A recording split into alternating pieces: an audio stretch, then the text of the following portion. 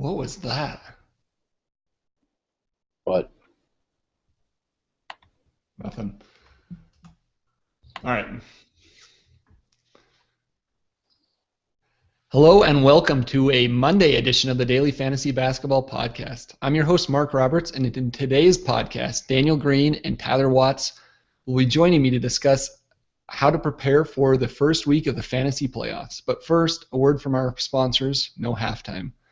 No Halftime is an iTunes app that works like Tinder for fantasy sports. You can swipe left or right to select the one-on-one matchup you like best. Use the promo code BBALL, that's BBALL, for a free $10 at sign up.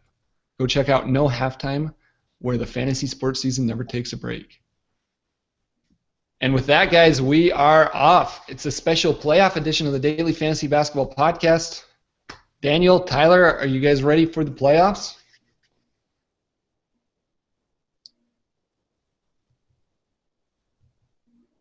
Hello? All right, we're going to have to start over. I wanted to see if Tyler would jump in. All right, I'll do better. I won't try to ask you both a question this time. No, Tyler, where were you? Tyler, are you there? Tyler's gone. Oh, jeez. Tyler, buddy, Does this little thing still show up? he's down there at the bottom. Tyler, is your mic muted again? No, I'm on. I just my thing totally dropped out there for a second. I couldn't hear. Hello? Oh no. Tyler, log out and log back in. Yeah, that's probably a good idea. Yeah. Yeah. I was gonna jump right in, Mark, but I wanted to see if Tyler. I knew it was a bad idea to ask two people the same question at the same No, time. it's totally fine because Tyler, that he would have been silent and I would have been the one to talk. He's a man of few words. All right, I'm. We can't hear you, man. Yeah, you keep cutting in and out. Do you want to log in and log out, log in? All right, hold on. Go to space and then come back.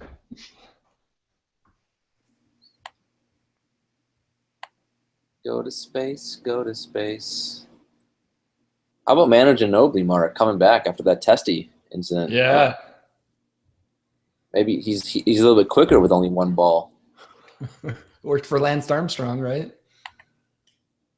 I guess did he lose both balls? I thought it was just one, but I think you're right. There's one.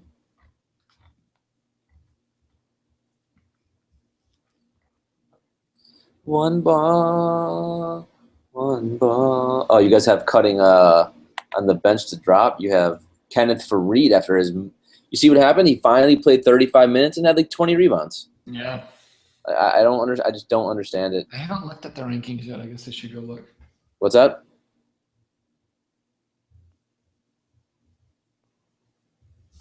I haven't looked at the rankings yet. Why is Fareed on there? Yeah, I don't like when he puts the guys that are ranked between 120 and 150. Like, I think that the cutoff should be after 158, 156. I mean. Oh, he's got Levine and Len. Len with 3 games is basically still a top 5 player in my opinion. He's basically the new Jabari Parker. Yeah, I think he had like 6 assists last game too. Len is a monster. Yeah, Tyler, on the rankings, I was just telling Dan, I usually put anybody inside the top 156. I usually keep them off the drop list. All right, that's But fine. I actually like those guys there. Is there a way to not? I don't know. Is there a way to somehow make a line though after Cantor? Yeah, we could add a line. Or do something so it's just shows you those. Bench. Yeah, shows you those guys. So you can see those guys. Whoa, that they're still ranked low this week. You know how to draw lines in Excel, don't you, Tyler? Yeah, I just put him on there because it says bench and drop, and I'm figuring if you're 94% owned, I feel like you probably should not play this dude in a weekly league if he's even 121st ranked, right? Yeah. No, that's a good point. Maybe there should be a bench and drop tab. I don't know.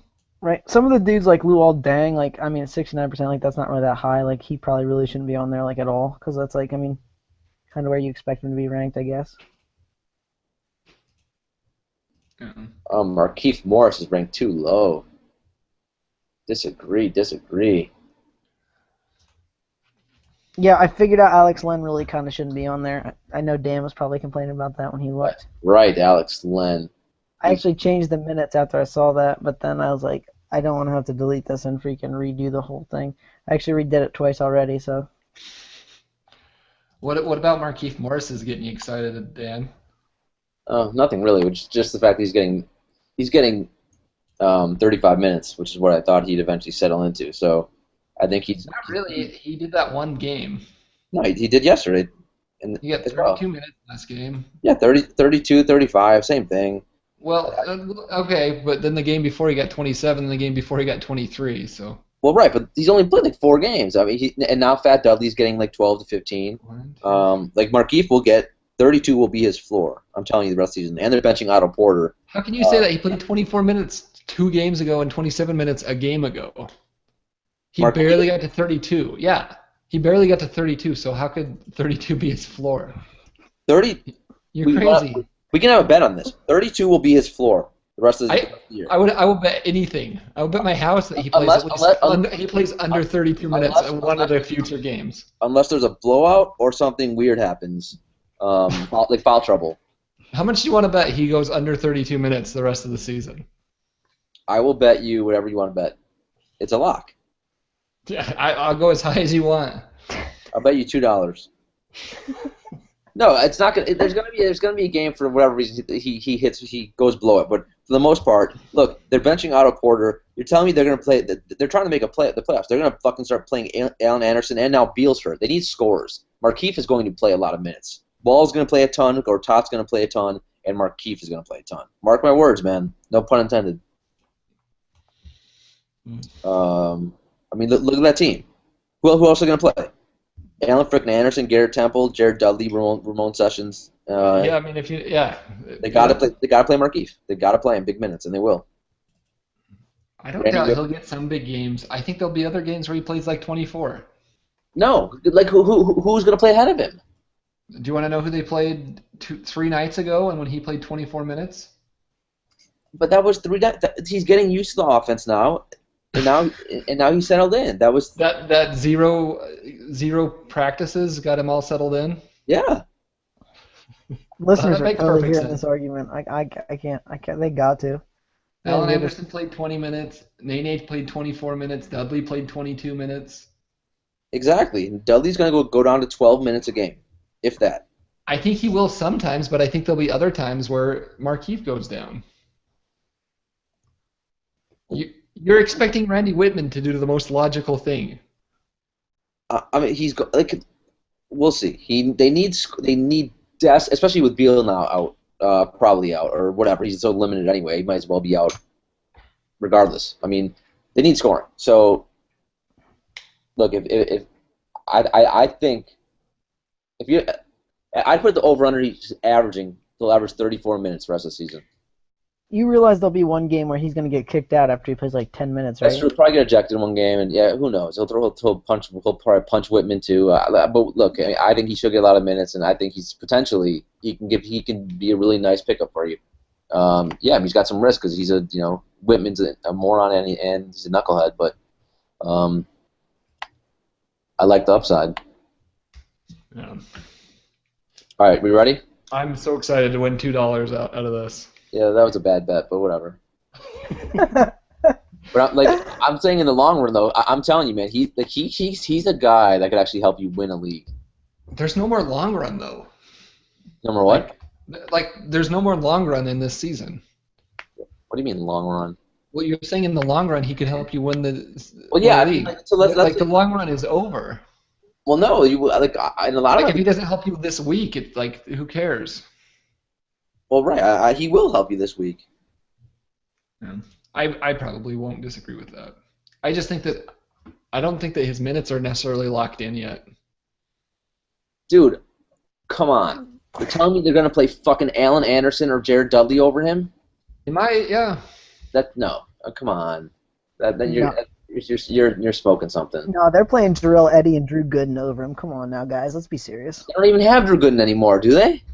It still says that on ESPN's Listen, roster, but listen. ESPN's roster is probably wrong. We had this exact same discussion 2 weeks ago or a week ago about Orlando, and you told me there's no way Aaron Gordon doesn't play big minutes every single night, no matter what. Put it in the bank. You want to know how his minutes have been the last 3 games? 19, 33, 15. Well, he was in foul trouble one of those games. Okay. Picked So up why two did he play? fouls- Why did picked he up play two fouls 15 in- minutes against Phoenix picked up yesterday? 2 fouls 2 days ago? in the I think it was 2,000 with 3 minutes.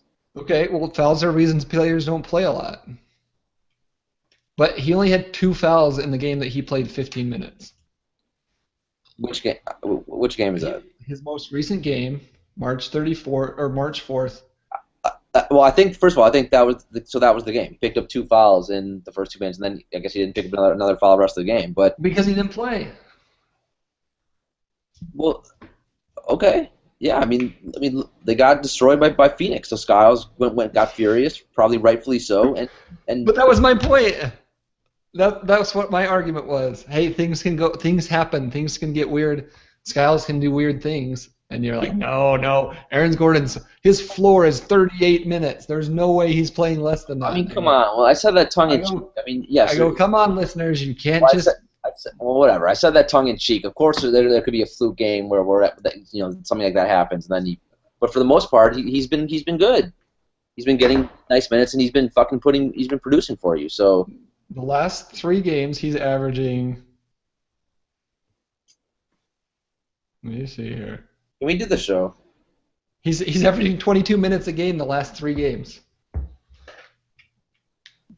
Dan, your mistake there was you bet on someone who's whose coach is Scott Skiles. Now, come on. They even have Will Depot. Skiles is an idiot.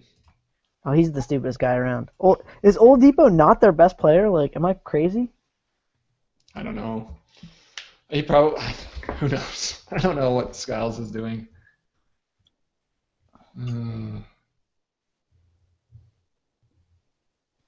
All right, you guys ready? No, now I'm researching fucking what's going on with Aaron Gordon. It's perplexing, right?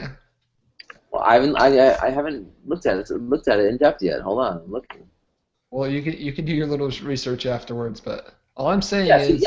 Skiles pulled the whole. That's what I thought. He pulled all starters at the 9:59 mark left. But listen, when we were having the discussion, you didn't say, I think Aaron Gordon plays a lot of minutes unless Skiles decides not to play him a lot of minutes. Because that argument doesn't make sense. Of course, with Skiles, look, I mean, it's going to happen. No, but this is why you can't just say like, oh no, Gordon's guaranteed to get big minutes. Yet you can look at his game logs. For the most part, the minutes have been great. So he's had 2 games out of the last, since I told you guys that. For Scott Skiles, that's fantastic for anyone. That's a good run. It was a good run until 3 games ago. No, even on March 2nd against Chicago, he put up 15 rebounds, 3 assists. Yeah, so he had 1 good game and 2 bad games. Out of the last 3, but look at the games before that. He's been great. Well, not great, but he's been very solid. He was pretty solid, yeah. So I win again. No, because your outlandish statements are there's no way he plays less than this many minutes. That's his floor. He's invincible with minutes. And I'm stuck holding the bag of like, well, I mean, you have to realize that Skiles sometimes plays his guys less minutes and does wonky things. And whatever, I win the argument. It's ridiculous. No. We picked up 2 fouls in 3 minutes, and Skiles benched the entire starting 5 after 2 minutes and 34. That happened. This is my whole point. That was my point then. My point wins. Of course, you say that tongue in cheek. No one for all 82 games. There's going to be stuff that happens. But for the most part, I've been 100% correct. Okay, you're right. You have been 100% correct. Yes, I've been 96% correct. You've been 100% right on this one. Yeah. Good job. I mostly brought it up because I wanted to bring up the point about when you said that Gordon's minutes were going to be pretty solid for a while, and then they were going to drop to 19 and then and 15 for 2 games. One game is a fluke, so he's been fine. Not for 2 games. He's been fine. If you have him, you should drop him, Mark. I actually don't have him. Exactly. I have him. He's leading me to glory in 2 leagues. Daniel. All right.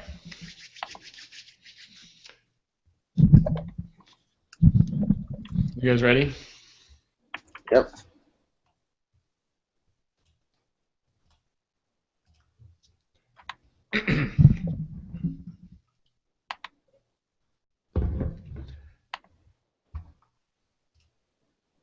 Clint Capella. What did you send me a thing about Clint Capella?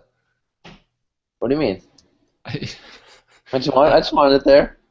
I have a message from you that says Clint Capella. Yeah. Clint Capella. My bad. What does that mean? Did he do something tonight? Of course not. No, it's Clint Capella.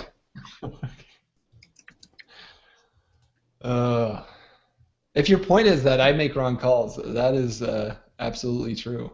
Clint Capella. Clint Capella's not even my worst call of the year. Gobert. He's Gobert and Whiteside combined. That is Clint I actually never made that claim, but no, I was wrong on Capella, but he wasn't the guy I was most wrong on this season. John Jenkins by far was my worst call. Oh, geez. What did you say about him? I said he would be ownable in deep leagues for sure and potentially standard leagues. That I thought he was worth taking the last round of drafts. Oh, this was actually an interesting question we got, Mark. I don't know if you listened to the last show that me and Tyler. And I also said that Nikola Mirotic would be better than Jimmy Butler. Wow, that's fucking batshit crazy. I mean, everyone was super high on Mirotic, like over Butler though. That's pretty. So, crazy. No, if your point is that I don't make wrong calls, I definitely make wrong calls. No, of course we all do. Well, I mean everyone but you. No, I do as well. I'm just saying Aaron Gordon was not one of them. Like I was dead on with Aaron Gordon. Yeah. I know, of course, I make bad calls too. But I don't know if you listened to the last show, Mark. I tried to listen to it, and then I listened to 10 minutes of you guys talking about your dating life, and I got bored. Oh, that's not nice. Well, at one point we get into like. Did you get around to basketball or no? Yeah, it was all.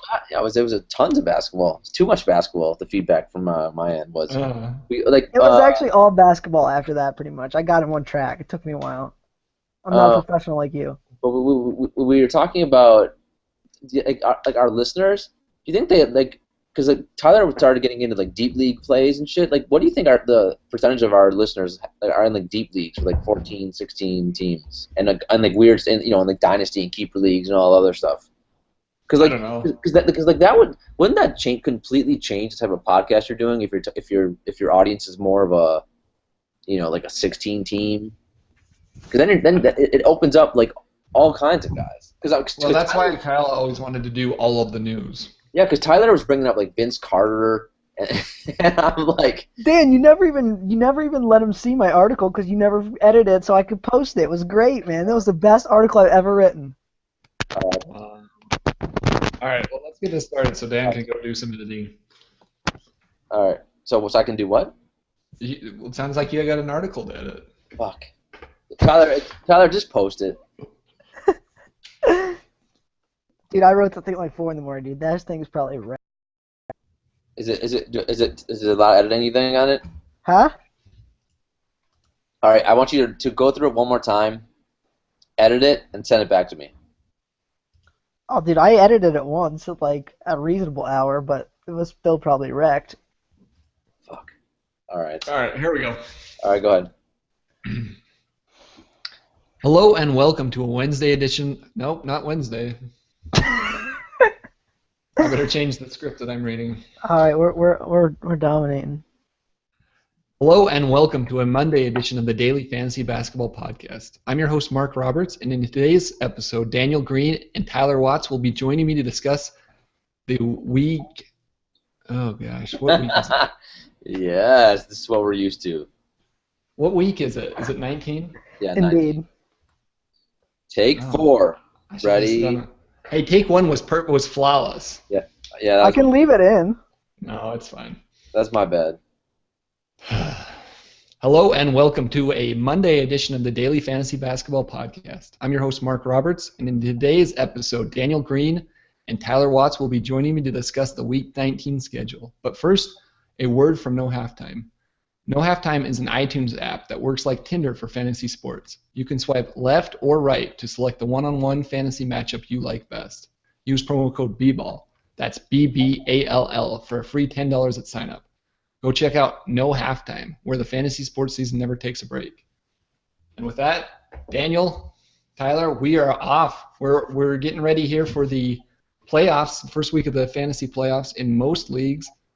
Daniel, are you gearing up for the playoffs? Did you make it to the playoffs in most of your leagues? I did, my friend. I've spent the last 2 hours. Congratulations. Oh, thank you. I spent the last couple hours going through each league, and with the scheduling quirks, trying to make my some leagues I can only do 4 moves for a week. I'm trying to make my moves and get ready. This week, man, this is why we play, man. This is why we play, and this is for bragging rights, for a lot of cash, and it's exciting. I mean, one thing I'll say, I'm a little sad though. This season went by so fast. Like, I can't believe the playoffs are already here. Playoffs are here. Did you have were there any players that either seeding was you were relying on a player to get you a certain seed or getting you into the playoffs today? Was there anybody you were watching especially close today? A guy who really helped me out, I would say like one game this week, DeMar DeRozan was like 23 for 25 from the free throw line. Oh my goodness. Yeah, like he had DeRozan really helped me out this week in free throws. But like today, actually, most of my stuff was already locked up, so I wasn't watching anyone for today. But it was an interesting week for me. Reggie Jackson had a really nice week for me, helped me with some seeding, and I'll say the one guy who disappointed me, and me and Tyler talked about him last show, was Justice Winslow. I had him in a lot of leagues. Luckily, it didn't cost me too much, but I hope it didn't cost our listeners either. Miami played Philly back-to-back games. So I thought he'd have a great shot to play some garbage time. Philly actually kept it close both those games. So Winslow didn't play a ton of minutes and didn't put up a ton of stats. So that was actually the one disappointment. But overall, it was a good week, and I'm ready for the playoffs, man. How about you, Tyler? Did you have a good day? Did you make it into the playoffs everywhere you needed to? I didn't make it to the playoffs in any leagues. You didn't? No, I'm just kidding, Mark. Of course I made the playoffs. I'm ready to dominate this week. Did any of your leagues come out down to the wire for you today? Well, just the seeding parts, not like actually making it into the playoffs. Oh, very cool. So on Sunday night, I needed Hassan Whiteside to get a bunch of blocks for me and not miss too many free throws, and he came through in a big way. He had 7 blocks, and he shot 6 of 10 from the free throw line, which was good enough to get my team into the playoffs. He actually wasn't even in my matchup on my team or my opponent's team, but another team had to lose, and Whiteside had to do anyway. It worked out for me. Hassan Whiteside is my he got me into the playoffs this year, so I will be forever grateful to him. Yeah, like as I was telling you, like his transformation at the free throw line has been this week only. Well, I mean, since kind of the post All-Star break has been crazy. Like he was 7 for 8 from line one game, then 1 for 1, 10 for 11, 2 for 2, 3 for 3, 5 for 5, 3 for 4. I mean, he's been like almost like 90% the last 5 or 6 games. At the beginning of the week, it was sort of unlikely that I was going to make the playoffs, but Hassan Whiteside's he had 20 blocks this week, and he shot 80% from the free throw line, and that pretty much got me in. Yep. Hopefully I can take the luck I got from Whiteside and go win a championship. But what we want to discuss here is we really want to hone in on the schedule, on the injuries, talk about chunks of the week, and help people, just like Daniel, you were talking about, going through, looking at the schedule, how to take advantage of it in your league to give you the best probability of winning this week. So we're going to start off the show talking about injuries, make sure that you're not playing any injured guys or you're taking advantage of all the injured situations you can. We're going to take a look at the schedule, both on a holistic week-long view, and also we're going to kind of look at just the Monday and Tuesday portions of the schedule and make sure that you get the week started off on the right foot. So with that, Daniel, why don't you help us figure out what we need to know about the injured guys? All right, my man. Let's get right to it. A lot of news that we can go through. First up, MCW Michael Carter Williams of the Bucks. He's dealing with a sore hip as well as patella tendonitis. The scary thing here is there's not really a timetable. We're not sure when he's going to come back. It doesn't sound like it's going to be for the rest of the season, but it's enough in most cases where I think it's time to pick up Jared Bayless. He had a nice game today, 12 points, 6 rebounds, 1 3-pointer, 1 assist, and 2 turnovers. And most importantly, for me, played 32 minutes. He didn't start. OJ Mayo still started. OJ Mayo's an okay play. His line today was atrocious. But I think I like Bayless over Mayo if MCW is still going to be out. So I think if at this moment in time, I'd probably take a shot with Bayless this week. I agree. Yeah, no, I'm with you there. I think Bayless is the guy to own. And also with MCW being out, though, and I think we mentioned this on a couple days ago, they're running that entire offense through Giannis right now. Giannis picked up another triple-double today. I think he's had 3 triple-doubles in the last 7 games for Milwaukee. So, as long as MCW is out, I mean, Giannis is, his assists are going to keep. He's going to keep piling them up, and it's a really good sign. Actually, has been great. What's that? Defensive stats have perked up as well for some reason. Yeah, I mean, I don't know what the correlation is there, but he's averaging, I think, like 3 steals a game over the last 2 weeks or something. Yeah, something is steals in the last 4 games. He's averaging 3 steals and 2.3 blocks, 9 assists, 11 rebounds, and 23 points a game. Yeah, it means something has clicked in this game. I'm not sure exactly. We've seen this in the past with other players, right? It's just maybe the game's just slowing down for him, and he's finally starting to reach some of that potential. Because he's got. I get what you're saying, but I don't know if we've ever seen this from any other players. Do you know what I mean? Like, this is sort of historic what he's doing. Like the blocks and the steals and the assists and rebounds, not to mention like 20-plus points a game. Yeah. Like it's definitely incredible, but no, I agree with you. I think Bayless is definitely a good stream option, and when we get to the Bucks schedule here in a minute, we can talk about when to pick him up. But I don't think I would be targeting Mayo. And my producer is in my ear right now, Mark, telling me that he's got sources are telling me that Michael Carter Williams will return on Saturday. So if he's going to return on Saturday, again, I think that makes Bayless an excellent play for the week. Mayo, if it's a really deep league, maybe. So here's a question for you then. If you owned Michael Carter Williams and didn't have an injured reserve spot for him, what do you do with him? If say you're pretty sure he's coming back Saturday. Wow. By the way, I don't know if I think he's coming back Saturday, but just hypothetically, if he is. You know what? I mean, I might drop him. Yeah. I think you got to. Yeah. Yeah, I mean, I can drop him. I mean, I think he's been playing decent off the bench the last few games. But I think if you're streaming guys wisely and using the waiver wire the way you should right now, you'll be able to pick up that production. So I'm actually okay with dropping him. Like now is not the time where you can't wait and get have a slot where you're not getting production 2 or 3 games. It's going to kill you right now. Not if Michael Carter Williams is the payoff. Like he's a nice player, but yeah. Totally agree. All right, what else you got for us? All right, so moving on. Next we're going to go to just to Philadelphia, which is just a disaster right now. So everyone knows they're clearly tanking. Right now they have Okafor is out with a shin. He's missed 4 straight games. Nerlens Noel is out right now with a bruised right knee. He's missed his last 2 games. Also, Stauskas is out. Kendall Marshall's out, although Kendall Marshall, who we all thought was going to be Philly's starting point guard, and a lot of people were excited for him, hasn't played really the whole entire year. But so this week's going to be interesting what Philly does. If Okafor and Noel are going to be out, and we haven't heard really any timetable for either of those 2 guys, Jeremiah Grant is the guy that I want this week. He's played monster. He's getting monster minutes. He got 37 minutes today. The line wasn't that great, but he's not a real scorer. But he fills up the stat sheet. I really like Jeremiah Grant this week. Also, Hollis Thompson's an okay play. Got 37 minutes tonight. Carl frickin' Landry, Mark, got 26 minutes tonight. I would not recommend picking him up, but maybe late in the week if you need to stream a game and Okafor and Noel are still out, I mean, have Landry on your watch list because if he gets minutes, he still can produce. So another interesting thing is that Ish Smith is just a monster. He's getting his usage rates through the roof. And also Isaiah Cannon is getting tons of minutes as long as Stauskas is going to be out. So he's an interesting guy to keep your eyes on as well. Thoughts? Yeah, Tyler, you had some thoughts on Philadelphia.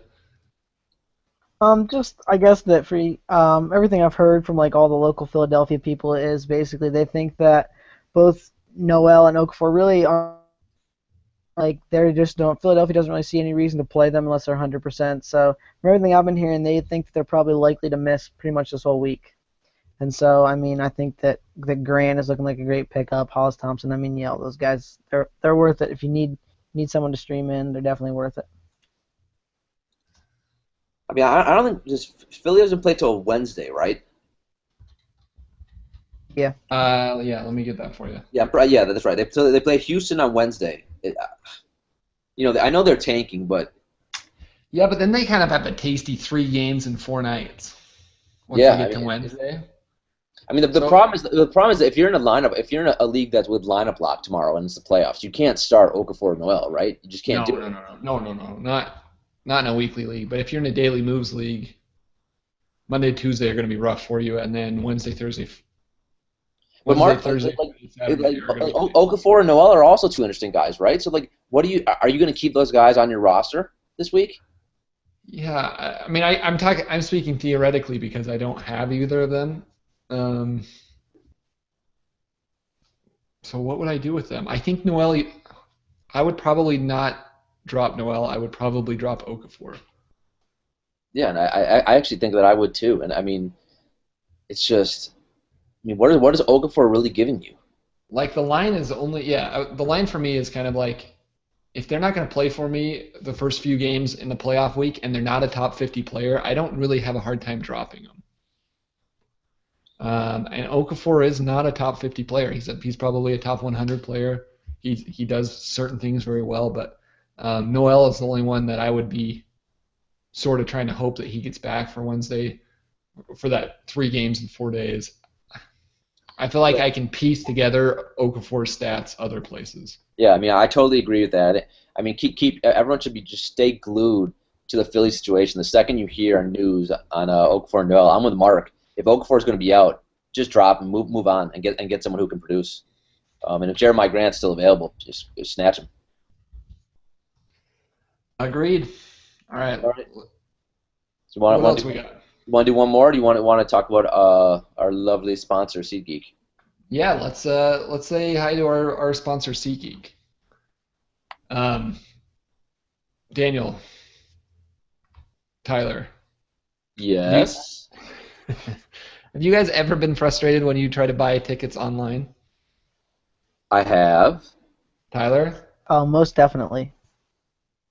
Well, that's because most sites make it too complicated as they try to sneak in huge fees at checkout, which is really just bad customer service. But that's why you need to try SeatGeek. They made it easier than ever to buy and sell sports and concert tickets. It's really easy, guys. All you can do, you log in, you can download it on an app for your phone, or you can go online. Either way, you're going to see a picture of the stadium for the event that you select. So if you want to go see a Knicks game, either one of you guys, or if you want to see, my neck of the woods, if I want to see a Jazz game, or Daniel, if you want to go see a concert, whatever, you're going to see the arena, and you're going to see all the available tickets from all of the sites on the internet, basically, sort of like kayak.com for airplane tickets, and it's going to tell you which deals are good deals and which deals are not good deals. The seats with big green icons on them are going to be the great deals. They're going to have a score next to them. It takes all of the hard work and thinking out of it. You just pick the best deal where you want to sit. You check out. There's no hidden fees. And the best part is, guys, if you use the promo code MARC, that's MARC, you get a $20 rebate off your first SeatGeek purchase. So go download the app, enter promo code MARC, MARC, get a great deal on tickets and then get that $20 rebate. Yeah, man. I'm actually going to use that because I'm going to the BNP. I don't know how to pronounce it. Paribas Showdown for tennis. It's at Madison Square Garden. Carolyn Wozniacki, who's super hot. She's playing Serena Williams in an exhibition match, and then Stan Wawrinka is playing Gael Monfils on March 9th. So Very nice. I just got tickets to that on SeatGeek. Do you want to tell us the score of your SeatGeek ticket? Like, do you remember what score out of 100 it was? I think it was like an 82. Oh, that's pretty darn good. Yeah, I'm dominating at SeatGeek. Yeah. If you can beat an 82, you let me know. Let's hear it from our listeners. Let's hear what the highest SeatGeek score you've gotten. Yeah. I think 82 beats the score I got. I think that was my high. I'm not sure in the stadium I looked at I saw an 82. So you did very well. This might have been. I'm not sure how popular tennis is. And for tennis, normally that event gets like the top players in the world. Although I guess Serena's still the top player on the women's side. But for the men's side, I guess that's they didn't really get a big name. Didn't get Federer. Didn't get Djokovic. So maybe that's why I was able to get really good tickets. But who knows? No, that's awesome. Yeah. Very cool. All right, let's continue on with the injury news here. All right, so let's move on. So we talked the Philly debacle. Next up is Dallas. Zaza Pachulia.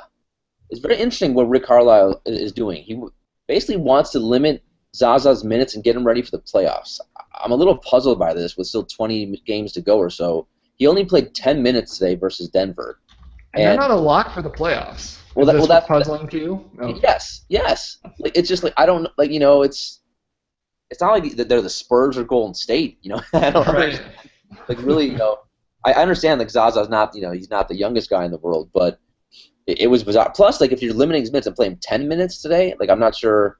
What the deal is going on. But if Zaza is going to be limited in minutes, there's one guy that's going to be the main beneficiary, Mark, and that is David Lee. He's already had some really nice games for Dallas, and today was no exception. David Lee's back from the dead, man. He is, man. 26 minutes today, 18 points, 7 for 9 from the floor, 12 rebounds, 3 assists, and something that I never thought I would say in my life, 4 blocks. Oh, my goodness. Is that a career high? Dude, I don't think he's had 4 blocks in his career. is that his cumulative career block total? When I read it, it didn't say career high when I was looking at it, but it's how can it not be? He can't. Have you guys ever used StatMuse? No. The stat service. I'm gonna go check out on StatMuse what his career high blocks is. There's no way it can be higher than that. Like the guy can't jump. So like I really would be shocked. Like in a season, what do you? I'm wondering what his like career high in blocks is for the season, like total number. Like 20, maybe. That's a good question. I'm looking it up right now. All right. Well, so David Lee, he's an intriguing guy. Now the problem with him is the consistency is not going to be there. That he's still going to be a yo-yo with minutes, but I think he's a guy that you can stream. I don't know. I wouldn't say he's a must-add. He's really a 2-category guy in points and rebounds. But David Lee had a game 10 years ago, almost to the day, where he had 4 blocks. But 4 is his career high. He tied it today. At 40, it was the most he's had in a season. On March 29th, 2006 versus Boston, he had 4 blocks in 29 minutes. To go along with 4 points and 4 rebounds. Versus Boston. So I wonder who he was getting blocks on Boston. I don't know. But anyway, 2006? Yeah, I'm not sure either. Who was the starting point guard in Boston 2006? I don't have the box score in front of me. I'm just looking at his game logs. Oh, that was Rondo. Rondo would have been point guard back then, I guess. But so yeah, I mean, so what are your thoughts on David Lee, Mark? Like, I don't think he's a must-add, but he's a guy that, man, he can really help you out if you need points and rebounds. Yeah, I mean, Sunday was the most minutes he's played, and it was an overtime game, and he still only played 25 minutes. So I think in a deeper league, I'll tell you, I think he's a good stream option. Like, the story with David Lee was always he was only good at 2 categories. He was a good scorer. He was a good rebounder. The blocks are fake. The steals are not going to be there either. So, and he shoots a pretty high percentage, so that helps. So if you need those categories on specific days, let's go take a peek at Dallas' schedule and see when would maybe be a good time to pick him up. And let me ask you this: so if you could have Taj Gibson or David Lee this week, which one do you want? Yeah, what do you need? Do you need points or do you need blocks? No, points and rebounds. Well, for points and rebounds, I would probably go David Lee because Taj, doesn't score very much. Now, if I needed blocks at all, I would go with Taj, I think. But I think, like Taj Gibson's more likely to go 8 points, 8 rebounds, and David Lee's more likely to go 14 and 7. I mean, like, I don't understand Taj because he had that hamstring injury, and then everyone came back for the Bulls yesterday. And Taj played 37 minutes. Still only had 4 points and 7 rebounds. And it sort of matters when you need to pick them up, right? Because Dallas plays 2 games in the first 3 days of the week. Yeah. So they play a game on Monday, they play a game on Wednesday, so it'd be a good time to pick him up. Well, Taj also plays a game Monday and then doesn't play until Thursday, Friday back-to-back. So I would probably wait. You could potentially pick up Lee Monday, Wednesday, and then get Taj Thursday, Friday, and have played 4 games between those 2 by Friday. And see, then this is the weird thing. What you now have to try to consider. There's so many factors going into this stuff now as you get into the playoffs. Like actually, Carlisle said the reason we limited Zaza tonight is because we're on a first night of a back-to-back. So we plan on playing Zaza a lot, more minutes tomorrow. So so expect less minutes for David Lee tomorrow as well. Yeah. All right, moving on though. So speaking of the Bulls, Mirotic, Mark. We thought he was going to be out another 1 to 2 weeks. He miraculously came back from his appendicitis and then some other weird, ailments. Yeah, he came back on Saturday versus the Rockets. Only played 16 minutes. It looks like he's going to be only at about 20 minutes in the next game or so. So only had 7 points, 2 rebounds, 1 assist, 1 steal, 2 threes. I don't think he's worth owning yet. But I mean, the thing with him coming back, it hurts Dunleavy if you own Dunleavy, and I'm not sure what Dunleavy's percentage of owned is right now. His minutes went down to 29, and Bobby Portis, you had your time to shine. Didn't work out for you this year. If you still own Bobby Portis, please drop him. He only played 4 minutes last game. There's no time for him anymore on that roster. Everyone came back for them yesterday. They finally started their full lineup with Rose, Butler, Pau, Taj, and Dunleavy. So I agree. I can't be rational on Mirotic. Tyler, what's your take on him? Oh man, this is a guy I was high on at the beginning of season 2, and he's burned me. I still think he's got the talent. Just I don't know where it hides right now. So could you feel like you could pick him up and expect to get any categories this week? I mean, that's really what the questions we're asking. Would you feel comfortable if you needed a few categories that he was good at? I guess we can talk about what those are, but like if you need points, or I guess his best categories are threes, steals, and blocks, which is what makes him so intriguing. If you needed those categories at all, would you feel comfortable picking him up and relying on him, or does he need to show a little bit more for you? I mean, I guess it would all depend on how deep the league is. I think he's going to get like 20 to 25 minutes probably this week. They're going to kind of try to work him back in slow, I would guess. So, I mean... He's not getting more than 20 minutes tomorrow. He's one of the few guys, though, where minutes doesn't really matter. Like, he obviously does better in like 35 minutes, but he can give you standard league value in 20 minutes, which is one of the other reasons why he's so enticing. You guys are both bat-ass crazy for even having this discussion. Like, come on, move on. Let's move on, guys. Let's move on. I'm totally kidding. You guys can talk about Mirotic all you want. No, let's go. Let's keep. No, I'm just saying. Right. Like, I have a hard time being rational with that. I'm with you. Like the dude, he's going to put up shots when he's on the court. He's going to do a lot of things. He can get you threes. Here's what I would probably do with. But if you tell me a guy's going to play 20 minutes, I'm not taking a shot on him this week. Here's what I would probably do with Mirotic. If I'm the favorite, right? I'm not rolling the dice on him. I'm going with more city production. If you're the 8th seed and you're playing a 1 seed, he's a high variance guy. Like he can go crazy for a few games. But not again in 20 minutes though. I just don't see it. No, I get what you're saying. Let me see if I can change your mind here for a second. I'm trying to look for a game where he played only 20 minutes and had a good performance this season. Like, if I'm an 8 seed, I'm going to take a flyer. I mean, there's a lot of guys on that waiver wire. You can take the last game before he got injured and was out, he played 21 minutes. He had 15 points, hit a three-pointer, had a steal, a block, and 8 rebounds. All I'm saying is he can do a lot in just a few minutes. He can also, shoot 1 for 15.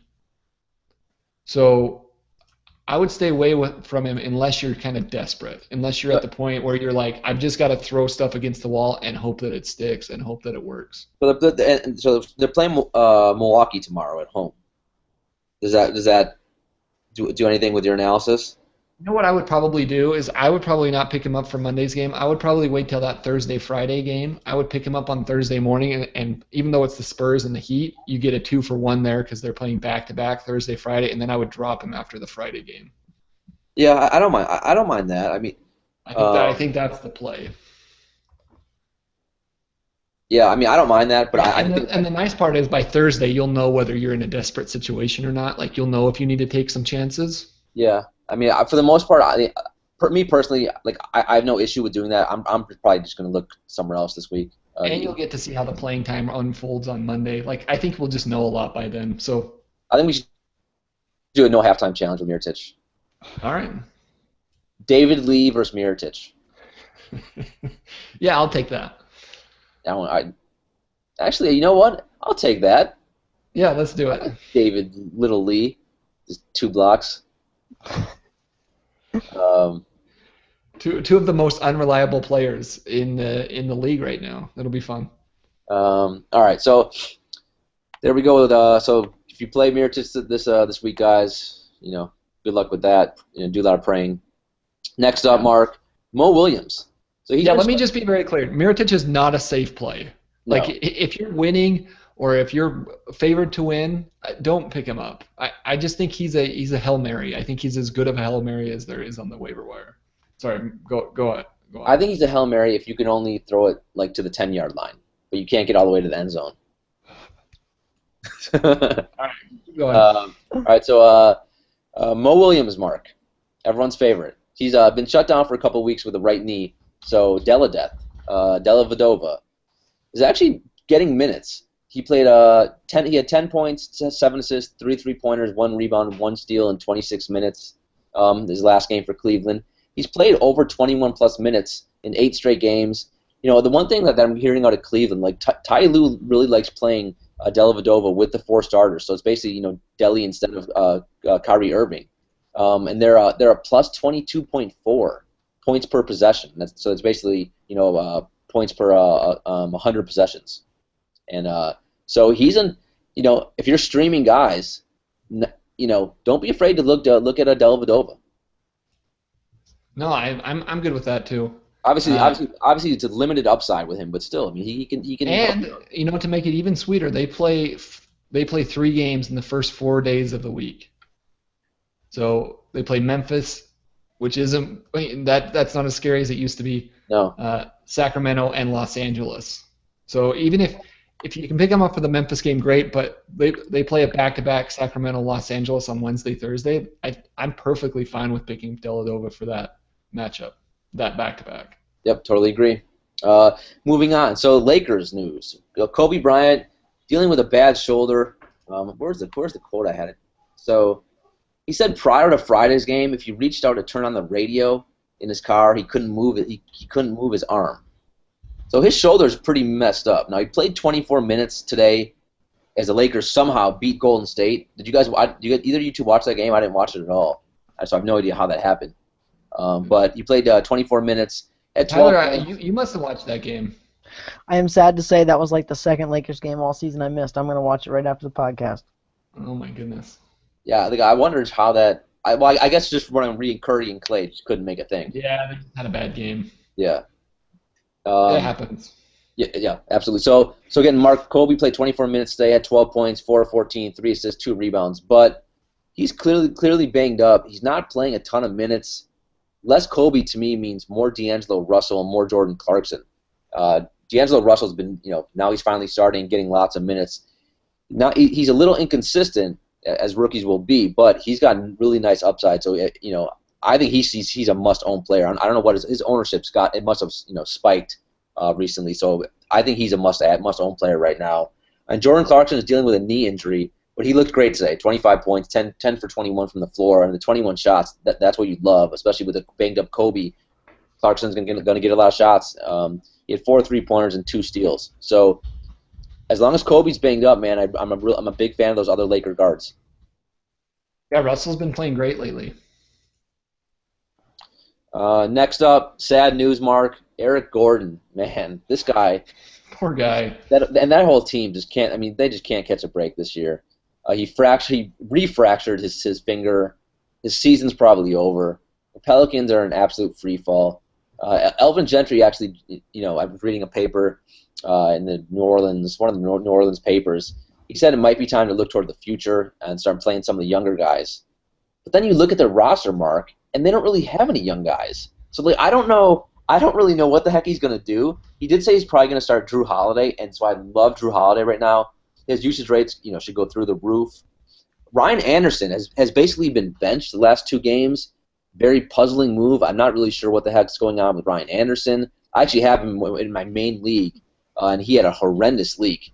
Played 22 minutes yesterday. I think he was only 11 minutes the game before that. So I'm not this would be a prime chance for him to get shots, but the minutes have just been on the decline. So I don't really know what Elvin Gentry is going to do here. I mean, Dante Cunningham, dear God.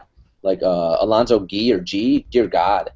I guess. I mean, I think that's what it's going to be. That's what it's been to this point. But I'm not sure there's a lot of fantasy implications there just because those guys don't do much for you. But I do think there is one guy who may be overlooked, and I think you should pick him up because who I'm going to talk about in a second, and that's Tony Douglas. And that's because, Mark, the Pelicans, Norris Cole, who's their starting point guard right now, he's questionable tomorrow versus the Kings. If you find out Norris Cole is not going to play tomorrow, and again, why would they play him? Because they basically have noticed, they can basically start tanking and looking at other guys. Tony Douglas becomes a really nice streaming play, a really nice DFS play, no halftime play, wherever. Tony Douglas is a high usage guy. He's had good games this season before. If there's no Cole, no Eric Gordon, no Tyreek Evans, someone's got to shoot. So I really do like Tony Douglas tomorrow as a streaming play if Norris Cole's going to be out. And even if Norris Cole plays, I mean, I just don't. Who's going to take all the shots? I mean, just Anthony Davis taking 30 shots a game and Drew Holiday 25 shots. That would be fun. The thing about Douglas, I actually agree with you because he's only played 15 minutes per game this season. He's averaging 1 3 and 1 steal this season already in that short playing time. So if he gets 25 or 30 minutes and a few extra shots, he could easily get you a couple of steals and a couple of 3-pointers. To go along with some nice scoring. Now, I don't think he'll get a lot of other categories, but that's a cheap way to pick up steals, which is, an easier. I think one of the easier categories to try to stream and win throughout the week. Yeah. No, I agree with that. I like that pickup. All right, so good luck Pelicans this week. Next up, another guy just can't catch a freaking break, and that's Bradley Beal. He strained his pelvis. I don't know how you strain a pelvis, Mark, but he did it, and he's now questionable for Tuesday's game versus the Blazers. If he's out, I mean, dear God, I guess you can take a flyer on Garrett Temple, who played 26 minutes in Washington's last game. I'm not a big fan of him, but if you're a Bradley Beal owner, I think I dumped him yesterday in the league. I'm just so fed up. I've been so fed up with him. Again, he's basically been on somewhat of a minutes limit anyway. He doesn't start every game. The production's, I think as me and you talked about, maybe a couple months ago. He's not even that great. He's a very overrated fantasy player anyway.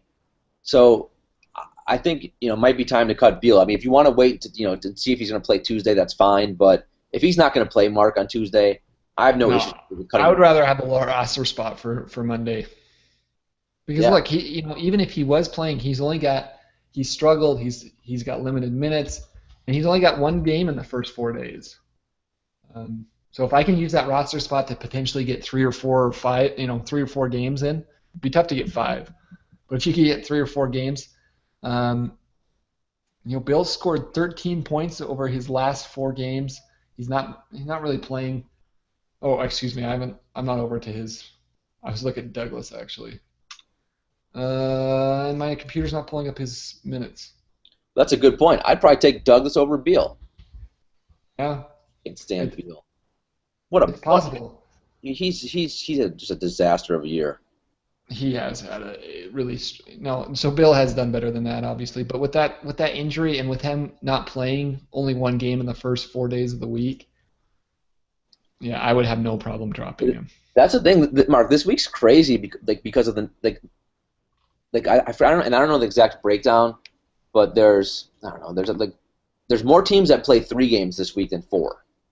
So I mean, if you can trade for a guy who's going to get 4 games a week this week, I mean, I think it gives you a big edge. That's my main goal when I'm going through my roster right now. I'm trying to get guys who are going to give me 4 games. Well, I even think some roster spots, depending on your moves limit, you can get 5 and 6 games for them. Right. Yeah. That's what I'm saying with Bill. If he's only going to play 1 game in the first 4 days, like if you have unlimited streams, you should get 4 games in there, and you're going to definitely be better than Bill. And even if you have limited streams, if you play it a little bit strategically, you should be able to get 3 pretty easily. Yeah, I mean, and the more I think about it, I'm totally fine with just dumping Beal. I mean, when you think about what he gives you, what's going to be? What are you really losing out on? Yeah, I mean, he's not playing big minutes anyway. His he's banged up in so many different spots. It's just, it's really not worth the trouble, in my opinion. Speaking of Washington, Mark, Otto Porter has basically been getting benched now. Only 20 minutes last game. I dropped him in one of my leagues. I mean, they're playing, as me and you were talking pre-show, and Tyler as well. Washington's an interesting team right now. They need scoring. They need someone to shoot. That's why I really like Markieff, and I picked up Markieff in almost every league that I could. They're playing with guys like Alan Anderson, played 23 minutes last game and is playing over Otto Porter. I'm not really sure what Randy Whitman is doing. I know a lot of us, we all think he's not really a good coach. But besides Wall, Gortat, and Markieff, I'm staying away from Washington guys right now. Yeah, I think that's fair. And again, the schedule at the beginning of the week isn't really favorable for them.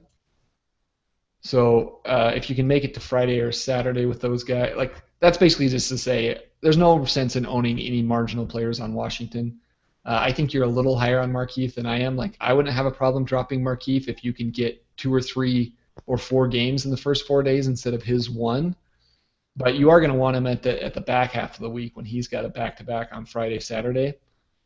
So, yeah, I think he's the only kind of questionable one. You're definitely keeping Wall. You're definitely keeping Gortat. I think you might want to keep Markieff Morris depending on how you feel about him. And then, I mean, is there really – I don't think there's anybody else you own on that team, right? Yeah, I mean, I don't think so. I mean, I don't really want Garrett Temple, even if Beal's out. I mean, it'd be him or Alan Anderson are the other 2 guys, I guess. Nene doesn't play enough minutes, and he's always banged up as well. So, if I had to stream a guy, maybe Garrett Temple, one game late in the week if Beal's going to be out. But for the most part, I'm staying away. Yeah. Next up, Manu Ginobili came back with 1 ball, and he had 22 points in 15 minutes. Now, talk about another guy, Mark, who can give you a lot of production in limited minutes. I'm not sure. I don't really want him on any of my teams, but I know you think he's an all-star, so maybe you might be different. Also worth noting is Popovich he was up to his usual tricks and benched Tony Parker for Patty Mills last game, but I'm not sure if that's that's relevant. But is Manu? Are you looking at Manu in any leagues or no? Well, here's the thing with Manu, and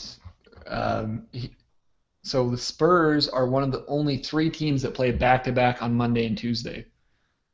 And then they also play a game on Thursday. So I think you could actually pick Manu up, get 3 games out of him. Again, I would have no problem. In fact, I would strongly encourage people to drop Manu or to drop Bill and pick up Manu. Because in the first 3 days, or in the first 4 days, you're going to get 3 games out of Manu. You're going to get 1 out of Bill. So I think he's a great target early in the week. Yeah, that's interesting too. And you would think, there's 20 games left in the season or so. I'm sure they'll probably limit his minutes to about 15 or 20. But even in those, even that, like he's in 3 games he'll be fine. Yeah, I'm with you. I think I've no issue with that either. So what do you think, Tyler? Are we crazy? Do you think you should drop Bill for Ginobili? I've got lots of good nuggets on Manu. Manu is 8% owned in ESPN leagues. All right. In our weekly rankings this week, he's ranked 69th overall with those 4 games. Jeez. Okay. And if you look at his stat line for the season, like if you look at our rest of season projections on the website, he's ranked 138th for the season in 19.7 minutes. So I mean, like I think like even if he's only going to get like 20 minutes, he's still going to give you a nice steal. He's going to give you like 3 assists. He's going to give you 3 rebounds. He's going to give you 1.2 steals, like 10 points, and he's going to shoot pretty good percentages. So I mean, I think he's worth picking up this week. Yeah, I know, absolutely. And I understand the minutes being a concern, but just have to think about it like in aggregate form. So if he gets 20 minutes a game, that's 60 minutes of playing time compared to Bill's 28. And then you can totally see why you would want to go with Manu. Yeah, man, that's the type of stuff that's how you win leagues. It's like exactly. that. It's that kind of thinking, rather than being stubborn and being like, no, Beal's the better player. I'm gonna take Beal. Like at this point in the season, like that's irrelevant. Yeah, it's all about trying to cram as many games as you can in. Yep. Which is not always like my favorite part of it, but if that's how your league's constituted, you've got to take advantage of the rules. Yeah, no, in a lot of ways, that's the worst part, right? Yeah, no, I prefer some sort of restriction that allows you to not play unlimited games. But if that's how your league is structured, you've got to do it. Yeah. So moving on, God, there's a lot of news, Mark. So Tony Allen, he's missed the last 8 games for Memphis with a knee injury. He could play tomorrow versus Cleveland. I don't want any part of Tony Allen. He'll probably be on a minutes restriction. I mean, we've seen what that guy can do. Really, just a defensive guy can give you steals. Actually, that's the only thing. That's the only thing with Allen. I mean, that's the only reason you would pick him up in a standard league. But sometimes when you're trying to target one category, that almost works in your favor. Now, I wouldn't pick him up until the end of the week because I don't think you'll know well enough about what he's doing or what your team needs. But listen, he has a back-to-back on Friday and Saturday. If you get to Friday and he's had 2 games to recover and he's playing decent minutes and you're neck and neck in steals, there aren't a lot of better options out there actually. So I'm actually glad you brought that one up because I think for those one category guys that you're trying to target at the end of the week, he's a pretty good option. I'll just throw this in there too. They said one game last week he was probable. They made him probable, and so people thought he was going to play, and then they ruled him out, and then he's missed like 2 or 3 games after that. So I wouldn't necessarily count on him playing even on Monday. So there you go. Yeah, well, we'll see. I mean, I think Jagerbaum their coach made a statement today thinking he could play tomorrow. So yeah, well, I mean, we'll see on that. I mean, I do expect him back this week, but then again. Remember with Derek Favors, where he was like supposed to play? He was day-to-day for like 4 months with his back. So I guess we'll see. If Tony Allen does come back, it does hurt guys like Lance Stevenson, who's actually been okay. P.J. Harrison probably too, if in deep leagues. That's the nicest thing anyone's ever said about Lance Stevenson. I had to somehow get Lance Stevenson in the show, but for some reason I was actually watching Memphis their last game, dude. He's still got a lot of talent, Lance Stevenson. It's shocking to me that he can't, like, what happened to him? Like he was good. Yeah. He's a really talented guy. Like he just must be. I mean, mentally he must just have so many issues going on there, I guess. Yeah, I think he can still be good, but. Yeah. So anyway, that's the Memphis. Speaking of Memphis, Chris Anderson. So he didn't return for the second half. On Sunday due to a left shoulder injury. Now he was starting, remember, because Gasol went out, and then I'm playing pretty well. Yeah, because Gasol went out, and then what's his name? Brandon Wright. Surprisingly got injured. Yeah, exactly. So we're all shocked. Yep. So you're right. Anderson was starting. He was playing well, and then who they start the second half? Ryan Hollins, who's been on like 8 teams this year and 48 teams in his career. But Ryan Hollins, do not pick him up. Please don't pick him up. He only had 2 points and 2 rebounds in 12 minutes. Basically, he didn't play down the stretch at all. The guy to pick up if Chris Anderson's going to be out, or the guy to stream would be Jermichael Green, who's not a very talented player either, but he does have some upside. He played 24 minutes today, had 17 points. So, if Chris Anderson's going to be out, you can consider Jermichael Green, but you can't be too high on that guy. Yeah, I agree. Damn, Memphis. All right, next, Ty Lawson. Tyler, me and you did a show on a couple days ago saying Ty Lawson was signing with the Pacers. I don't understand why he didn't sign yet, but he finally signed, or I guess he's going to sign tomorrow, and he says he's going to be available to play the Spurs. As me and Tyler were saying a couple days ago, Mark, he's an interesting guy to me. If he's allegedly going to be their sixth man. If he gets like 24 to 26 minutes a night and actually gets the ball, that Harden would never let him touch in Houston, he could be an intriguing guy late in the week if you're trying to get assists. Yeah, I agree. So keep your eyes on Ty Lawson, and finally, you're definitely going to let that one play out a couple of games before you see what's going to happen. But again, like assists are so hard to find, and Indiana actually is a pretty favorable late. So they play Monday, and then they don't play a game until Saturday. So a good note to know with all of your Indiana players. But they play Saturday and Sunday. So if you got desperate by the end of the week and you needed assists, Ty Lawson may very well be the best guy in your waiver wire. And in 2 games, like, what do you think he could give you as far as assists go? Could he give you probably like 10 assists on Saturday, Sunday in a back-to-back? I think he can give you like 12, 13 even maybe. I mean, depends. That would be the high side, and maybe 8 is a good expectation. Yeah, I'd put the floor at like 8 and put the ceiling at like 13. Yeah. That's going to be hard to find on Saturday on the waiver wire, like if you're behind in assists. Yeah, no, I totally agree. So a good guy to target. But again, don't pick him up until Saturday. They don't play Tuesday, Wednesday, Thursday, or Friday. And finally, Markel Brown had 44 points in his last 2 games in 62 minutes. Really, I just wanted to say Markel Brown. I don't think he's really worth owning, but just keep an eye on Brooklyn. Brooklyn benched Thaddeus Young and Brooke Lopez over the weekend for rest. I know our friend over at Red Rock, Josh, loves Markel Brown, or at least has talked about him a lot. I think, in fairness, mostly because of the opportunity he has in Brooklyn. There just isn't a lot of talent there. Yeah. And that's true. Like, there is opportunity for him. So, I think I'm with you. I can't endorse his talent. I don't think he's a very talented player, but he's not owned in very many leagues, and he should get some good playing time. And, as we always used to say, playing time is the most important stat in fantasy basketball. So a guy to potentially think about adding. Again, they only play 1 game between Monday and Thursday, so I wouldn't pick him up maybe until Friday or Sunday, and that's probably only if you need points, which sort of sounds weird to say, but that seems to be his best category thus far. He had 20 back-to-back 20-point games. If you're desperate for points at that point of your week, I think he's a good guy to target. Do you know Hulk Hogan has a sex tape? Yeah, I heard that. It's not really recent news though.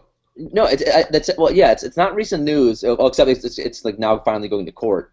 But that's what got him like kicked out of WWE and things, because he said some like racist things, allegedly not nice things on there. Right. Again, I have not watched it, so I can't neither confirm nor deny. But this is what's confusing. So no, he got in trouble because he allegedly said racist things like in the sex tape, right? Right. But like, so was it like pillow talk, and he was like making? And he was.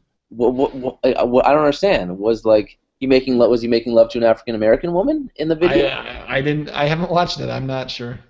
Would you wait? So would you watch the Mark Hulk? Because the reason why I brought it up, it came on my Twitter timeline, but for some reason I revolted. I was disgusted at the thought of a Hulk Hogan sex tape. It's just not a pretty picture. I can't disagree with that. Tyler, thoughts? I don't think I'm old enough to discuss this topic. All right, Tyler, you are old enough to talk about the schedule this week. What did you find when you were doing the rankings, and what nuggets from the schedule that you want to share with us? All right, so the best days for streaming this week are going to be Monday, Tuesday, Thursday, and Sunday. Thursday there's only 4 games, so obviously that's a day that's going to be great for streaming. Sunday there's 5, Tuesdays there's 6, and Monday there's 7. Wednesday, Friday, and Saturday have either 9 or 10 games, so they're kind of more packed days. There are 13 teams that play 4 games this week. Hawks, Hornets, Cavs, Warriors, Clippers, Grizzlies, Bucks, Pelicans, Knicks, Magic, Spurs, Kings, and Jazz. I know I read that fast, but basically those are the teams that you guys are going to want to target in your weekly leagues to maximize the games. There's only one team that only plays 2 games this week, and it's the Boston Celtics. And other than Isaiah Thomas, I don't think you're playing anyone this week in a weekly league for the Celtics. Yeah, if you own Isaiah Thomas, you got to be pissed. That was always Jay Crowder. Yeah, which I have in one league. That was always the worst thing to me. Like, when you had a star, and then you get to the playoffs and he has a 2-game week, and it's an absolute killer. It's a killer. Yeah, I agree. Anything else you saw from the schedule or the rankings that you want to share with us? Who are some of your for weekly leagues? Who are some of your top pickups this week? All right, so I got some pickups. They range. The most owned person, it's one of your boys, Mark, Dennis Schroeder. He's owned in 43% of leagues. He ranked 83rd in our weekly rankings, and his stat line for the last 15 days is looking really strong. They've actually been playing him over Jeff Teague a little bit to finish games, and he's looking really good right now. He's got 4 games this week, no back-to-backs. I think, I would definitely be interested in him. Particularly in a weekly league where, you can't make those day-to-day moves. I'll just say this. I mean, he was in foul trouble, so that's why he. You're talking about Teague? Yeah, Teague was in foul trouble. That's why Schroeder got more minutes than or that's why Schroeder was playing a little bit more down the stretch. But I mean, Teague's actually got more minutes than Schroeder the last 2 games. Even though still, this is the stat line for the last 15 games. All right, he's got 1 3, 2.9 rebounds, 5 assists, 15.3 points on 53 and 76.9% from the field and line, respectively. And I know it's easy to say, that field goal percentage isn't going to stay, but, all he does is attack the basket. If you watch him play, he just drives to the hoop every time. Yeah. Hmm. Yeah, no, I mean, I don't think anyone's doubting the fact that he's a good player and he should be probably owned. If we made a list, though, out of all the guys that we've talked about on all the shows, Schroeder would be in the top 5, right, of guys we've spent the most time talking about? Probably, yeah. Need to come up with a list. It definitely would be like Clint Capella, Alex Len, Aaron Gordon. Aaron Gordon, Schroeder. Yeah. Anyway. All right, so my next guy's a guy that Dan hates. It's Andrew Bogut. He's got 4 games. Oh, dear God. Really? Just listen now. Relax, okay? He's ranked 62nd in our weekly rankings, all right, which is pretty good. His last 15 days, he's given you 6.2 rebounds, 2.5 assists, which is really good for a big man, 0.8 steals, 1.7 blocks, and he's shooting 71% from the field and 70% from the line. So he's not even killing you from the line. I feel like for 4 games he could be useful, especially if you need big man stats, and he sneaky assists for a big guy. Yeah, that is true. But he actually had 7 assists today in 19 minutes. Yeah. Yeah, I mean, I can't argue with that. Golden State has 4 games.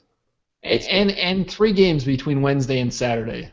Yeah. So if you were going to pick him up, that's the time you'd probably want to pick him up on Wednesday, and then to get 3 games between then and Saturday. But I think he's strictly a stream guy. I don't think that's a guy you want to own. Yeah. Totally agree. Yeah. All right, so one last guy. He's only owned in 9.5% of leagues. He plays 4 games this week. He's ranked 84th in our weekly rankings. Chicken Nugget? Is it Chicken Nugget? It is. It's Shelvin Mack. Mac Daddy. He's actually been playing pretty well. I mean, he's averaging almost a 3, 1 steal, 2.6 rebounds, 3.8 assists, and 11.3 points in the last 15 days. So, I mean, they're not great, but, I mean, if it's a little bit deeper league, 9.5%, I'm thinking he's probably pretty much available. So, I'd give him a look. Yeah, and again, Tuesday to Friday, he has 3 games, so you might want to wait till Tuesday to pick him up, and then ride him for 3 games. Potentially they play 4 games starting on Tuesday, so you could really hold him the rest of the week if you had a games limit of some kind, a pickup limit. I mean, Yeah, the only thing I'll say with that is that we have to remember Alec Burks might return this week with his ankle injury. If yeah, Burks, he didn't make your injury list, huh? yeah, I know that was my fault. Just saying a chicken nugget's name, then I remember Alec Burks. Gotcha. So with Burks coming, potentially coming back, I think it hurts Mac a little bit, but to be determined exactly how much. Like Utah doesn't really need to play with a point guard because Mac's really not a point guard anyway. So I think that would hurt Mac's minutes a little bit and his production. Yeah, absolutely. All right, let's jump over. Let's kind of focus in on Monday and Tuesday. We're going to try to do this throughout the week. So I know we've mentioned a lot of guys to like, hey, wait till Thursday, wait till Wednesday. We're going to try to focus in here on sections of the week for you. So today we'll talk about Monday, Tuesday. Next show we'll talk about Wednesday, Thursday, Friday. So if you weren't taking notes earlier, we'll remind you on Wednesday who to pick up later in the week. Thank God, dude. Because I was taking notes. I mean, so much information. Yeah, a lot of information. So we'll make it ezy for you here. If you stuck with us through the podcast to this point, we'll give also, you a couple of Mark, let me just Monday and Tuesday. Yeah, sorry, go ahead. No, it's my bad. I just had to say, I feel bad because I gave everyone the Hulk Hogan sex tape. It's probably not a good visual. You know what? Yeah, let's talk more about it. What do you want to say? No, I was gonna tell everyone about another sex tape that I just saw via Twitter that's available, but now I don't Daniel Green's.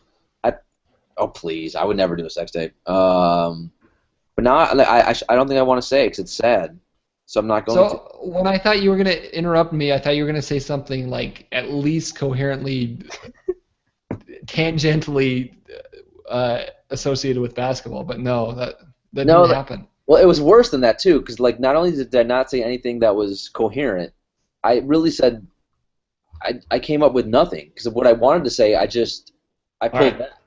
Let me give you the teams that don't play any games Monday or Tuesday. All right. And so if you own somebody on these teams, that's a marginal player, a non-top 50 player. You might want to consider dropping them and picking up somebody who does play at least 1 or 2 games on Monday, because those type of guys can really set you back. So Boston doesn't play any games Monday or Tuesday, so guys, we'll go into detail just a little bit here to give you a sense of what I'm talking about. But like Avery Bradley, Marcus Smart, Evan Turner, maybe even Sullinger, like Amir Johnson, those type of guys, if they're on your roster and they're not playing Monday and Tuesday, I would go ahead and drop them pretty easily and pick somebody else up that's going to play at least 1 or 2 games on Monday. Do you disagree with any of those type of players, Daniel? No, I don't. Tyler, are you good with that? Yep. And so here are the other teams. Detroit.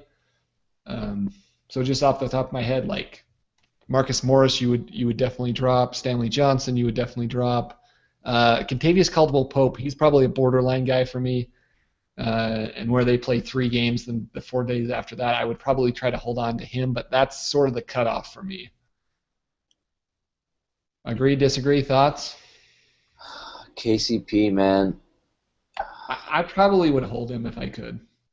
Yeah, I think I'd hold. I'd be a little nervous. He can be erratic, but just he's getting so many minutes. I would hold and hope that he can give you the production that you need in the game when he finally starts playing this week. Yeah. Houston Rockets play no games Monday and Tuesday, so you can think about dropping their marginal players, which is probably anybody outside of Dwight, James Harden.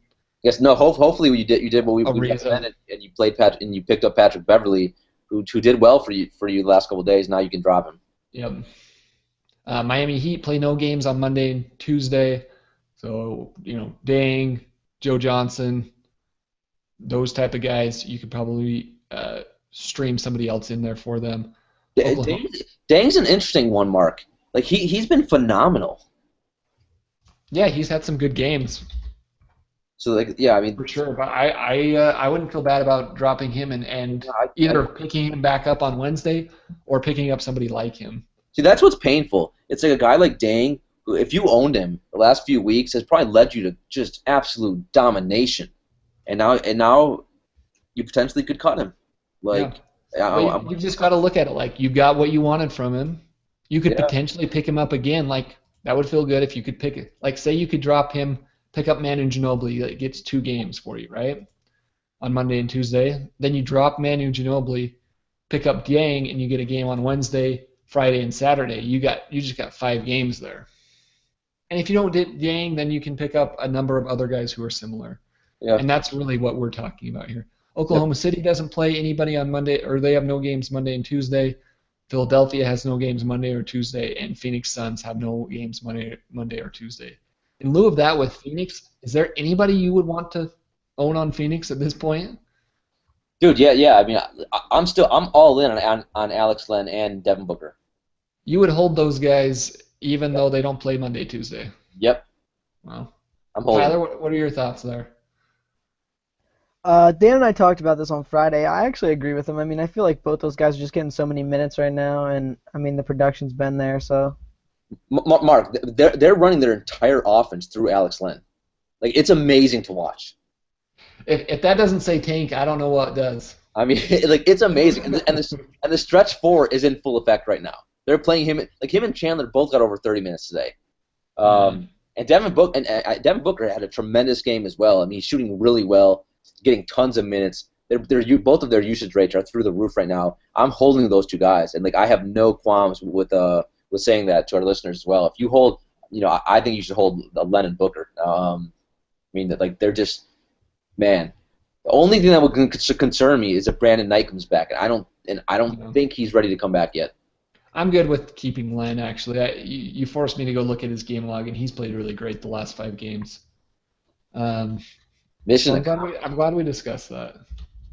I think Booker, too, that's frustrating that they don't play the first 2 games of the Monday and Tuesday, but you're probably right. You've got to hold them. All right, let's talk about guys to pick up now. There are 3 teams that play both Monday and Tuesday, so look for those games in your lineup or on your waiver wire. That's the Spurs, the Magic, and the Timberwolves. Of guys that are owned in less than 50% of Yahoo leagues, I think probably Manu Ginobili and maybe Patty Mills are the only guys that I would consider picking up. But go look on your waiver wire, see if there's any good Spurs or Magic or Timberwolves players available. Just because sometimes in a league, one guy that's owned in 65% of other leagues isn't owned in your league. But target those guys. I think Ginobili is the most obvious pickup for Monday, Tuesday games, just because of what he can give you. We've discussed him already, but again, I think Patty Mills can give you some good production too, particularly if you need assists and 3-pointers. The other guy that I would maybe mention that only has 1 game is Gary Harris. He's been playing nicely for Denver. He has a game on, let's see, Denver doesn't play again until Tuesday, and then he plays Thursday, so you might want to wait till Tuesday and then pick him up and hold him through Thursday's game. And the last guy that maybe think about picking up is Matt Barnes for Memphis. Memphis plays a game on Monday and then they play again on Wednesday. So you get 2 games in the first 3 days. We've already discussed their injury problems. They're sort of in an all-hands-on-deck situation, so he's another guy to think about picking up and streaming in early in the week. Any thoughts on those guys? No, I mean, I basically agree with what you said. I mean, it's kind of scary when on Monday and Tuesday we basically have to trust in the Spurs, Magic, and T-Wolves is basically trusting Popovich, Scott Skiles, and Sam Mitchell. We're 3 coaches who just make you cringe and make you want to just. It's not pretty. Yeah, hit someone. But I mean, all the players you said, I mean, I'm on board with. I do like Patty Mills if you're getting 2 games out of him. I like Ginobili.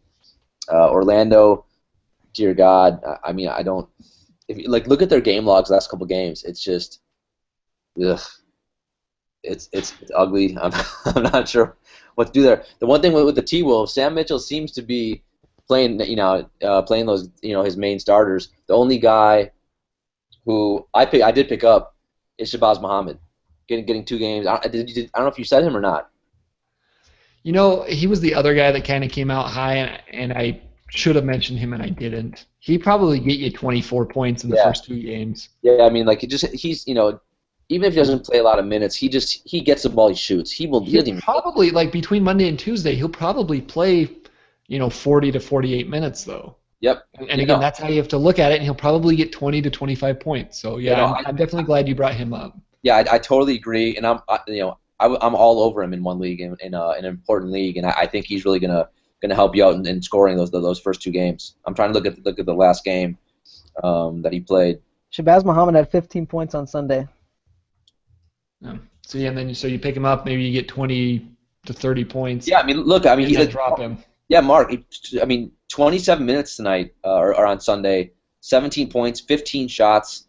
And if he gets you anything besides points, it's just a bonus. So he got 5 rebounds, 2 assists. But you're picking him up purely for scoring, and he can help you out in that category. Totally agree. All right, guys. Any other last thoughts here? I'm exhausted, man. So much basketball on this show. This is that time of year, man. This is when things get exciting. This is when you can really win your league just by how good you manage. Isn't it on Rounders when they say like it doesn't matter which card you have? Like I can't remember the quote. I would butcher it, but basically the gist of it is whoever's playing poker is so good that it doesn't matter what cards they have. To some degree, you can do that. Yeah, play the man, not the card. Like you can do that in your fantasy matchups to some degree if the rosters are all close, because if you take advantage of some of the information we shared with you, you can definitely beat a team that's better than you in a one week matchup. So good luck to everybody in their first week of the playoffs, and let us know how you're doing, or if you need any help. Yep. Good luck, guys. Go dominate. Make us proud. Yep. All right. We will be back on Wednesday with more advice for the middle of the week. Until then, enjoy some basketball and good luck in your playoff matchups. We'll talk to you guys again later.